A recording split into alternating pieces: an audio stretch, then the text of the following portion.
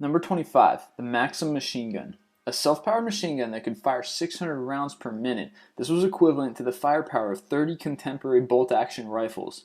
It's mostly been associated with British conquest and was famously used when 700 British soldiers fought off 3,000 warriors with just 4 of these in the Battle of Shingani. Number 24, the Pumhardt von Steyr. With a ball diameter of 80 centimeters, this supergun was the largest weapon used in 15th century Austria. Heeresgeschichtliches Museum at Vienna houses this monstrous bombard today. Number 23, the Monster Mortar. The world's largest cannon ever has a caliber of 975 millimeters. Created by Joseph Paxhans, this monster weapon gained its notoriety during the Siege of Antwerp in 1832. Number 22, the Tsar Cannon. This engraved cannon is the largest howitzer ever made. It weighs 38 tons and is 5.3 meters long. Built in 1586, this massive weapon is now being displayed at the Kremlin in Moscow. Number 21, the Mark I. The first war vehicle to be called a tank could carry 5 machine guns and 8 soldiers. Mark I had several upgrades numbered 2 to 10, but all bore the same resemblance to their quote-unquote mother. This massive tank and its variants were used by several countries throughout the First World War. Number 20, the Karl Gerät. This mean machine created by Rheinmetall for the Nazi war machine was the largest self-propelled weapon to be used in actual attacks during World War II.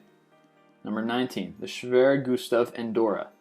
These 2 humongous World War II-era German 80-centimeter railway siege guns are the largest caliber rifled weapons in history used in live combat, and their shells are the heaviest of any ammunition ever.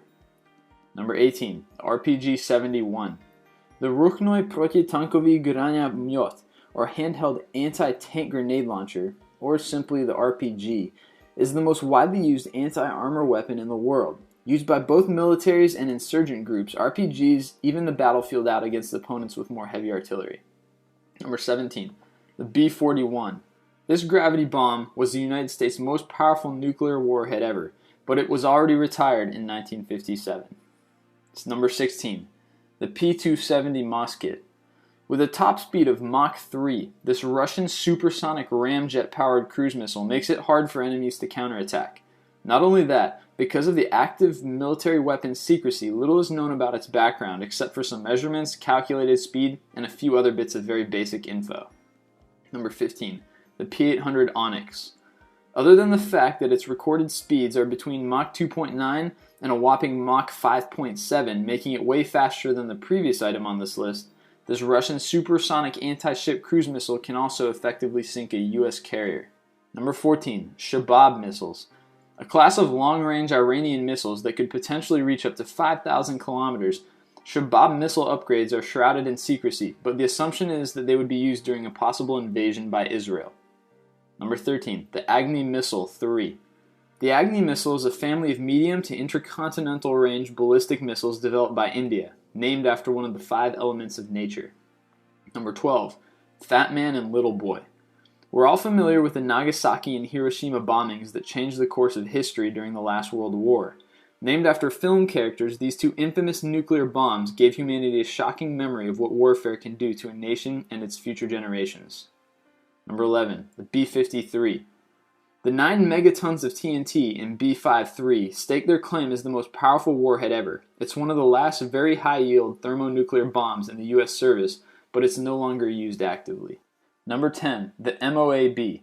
During the time of its development, the mother of all bombs, or MOAB, was officially named GBU-43B Massive Ordnance, and it was considered the most powerful non-nuclear weapon ever designed. Tested on March 11, 2003, its blast can destroy 9 city blocks with a radius of 140 meters. A larger version of 13 tons was reportedly developed as well. Number 9, the FOAB, or Aviation Thermobaric Bomb of Increased Power. Nicknamed the father of all bombs, hence FOAB, this is a Russian-made, air-delivered, land-activated thermobaric weapon. In describing the bomb's destructive power, Russian Deputy Chief of the General Staff Alexander Rukshin was quoted as saying, "All that is alive merely evaporates." Number 8, the Tsar Bomba. Remember those enormous mushroom cloud explosions in history books? Well, those were caused by these guys. The Tsar Bomb has a mass of 27 tons and will create a fireball with a radius of 3.5 kilometers. Number 7, Nimitz-class aircraft carrier. With twin nuclear reactors that don't need refueling for 23 years, and bays that are capable of holding up to 113 fighter jets, just the appearance of this carrier in any region is enough to influence global politics. Number 6. The airborne laser.